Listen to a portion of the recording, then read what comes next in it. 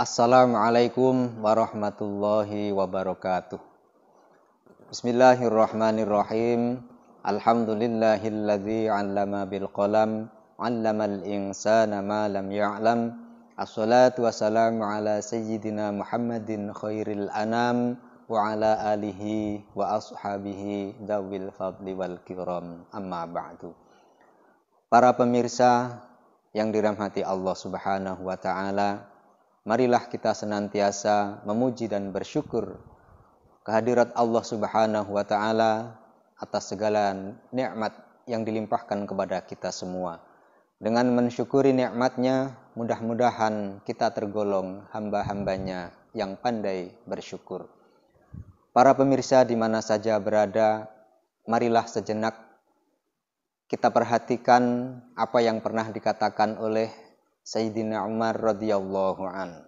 Bismillahirrahmanirrahim. Qala Umar radhiyallahu an, innallaha ta'ala katama sittah fi sittah.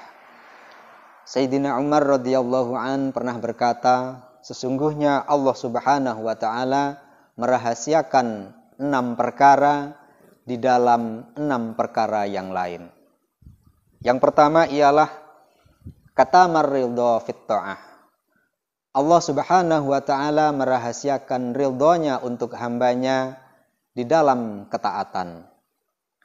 Hikmah dari rahasia Allah yang pertama ini adalah agar supaya setiap umat manusia bersungguh-sungguh untuk melaksanakan ketaatannya kepada Allah Subhanahu wa taala, baik ketaatan yang sifatnya besar ataupun yang sangat kecil. Tentunya kita tidak diperbolehkan untuk meremehkan ketaatan kita kepada Allah Subhanahu wa taala sekalipun ketaatan itu sangat kecil. Siapa tahu Allah Subhanahu wa taala meridhai dalam ketaatan kita sekalipun ketaatan kita itu sifatnya sangat kecil. Misalnya satu contoh, ketika kita melewati satu jalan dan kita bertemu dengan penghalang, duri misalnya, lalu kita buang. Tentunya ini adalah merupakan salah satu ketaatan kepada Allah yang sifatnya kecil. Kemudian yang kedua, wa katamal ghadab fi ma'siyah. Allah Subhanahu wa taala merahasiakan murkanya di dalam kemaksiatan. Tentunya hikmah yang bisa kita ambil dari hal yang demikian adalah agar supaya manusia itu bersungguh-sungguh untuk takut, untuk menjauhi dari terjerumus kepada perbuatan maksiat, sekalipun maksiat itu kecil. Siapa tahu maksiat yang sifatnya sangat kecil, justru kemurkaan Allah ada di sana. Kemudian yang ketiga adalah wa katama lailatul qadri fi syahri Ramadan. Allah Subhanahu wa taala merahasiakan Lailatul Qadar di malam bulan suci Ramadan. Hikmah dari hal ini adalah Allah Subhanahu wa taala merahasiakan satu malam Lailatul Qadar, yang mana Lailatul Qadar itu lebih baik daripada 1000 bulan. Untuk mendapati satu malam Lailatul Qadar agar supaya setiap manusia itu menghidupkan setiap malam Ramadan. Siapa tahu bertemu dengan malam Lailatul Qadar. Karena satu rakaat yang dilaksanakan di malam Lailatul Qadar lebih baik daripada 1000 rakaat di luar Lailatul Qadar.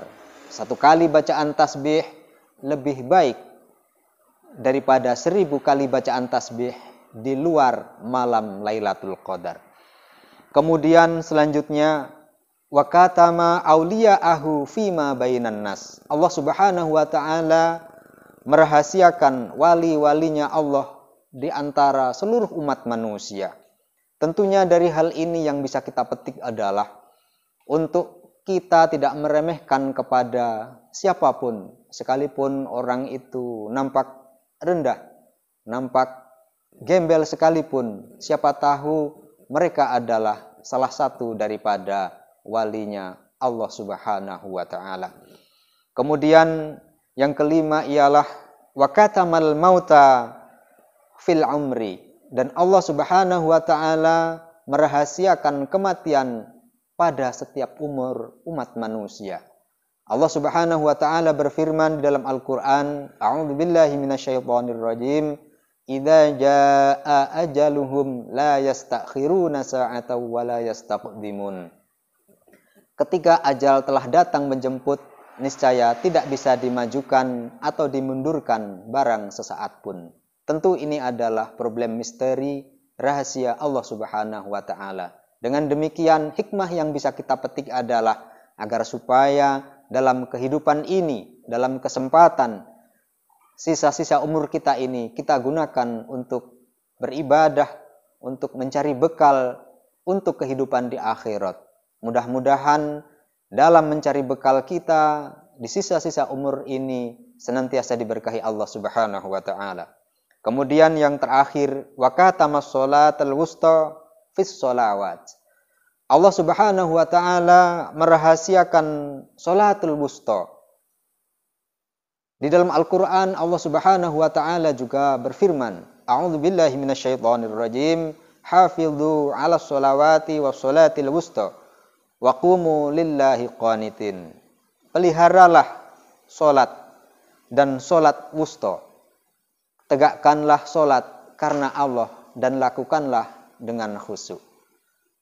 Allah Subhanahu wa taala tidak menjelaskan apa atau waktu yang mana yang dimaksud dengan sholatul wusta.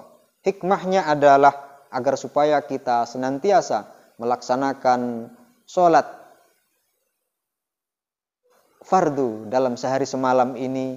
Tentunya satupun jangan sampai kita terlewatkan agar supaya kita bertemu dengan yang Allah sebut dengan sholatul wusta. Ma'asyiral muslimin di mana saja berada, dengan kalimat ini tentunya yang bisa kita ambil hikmahnya adalah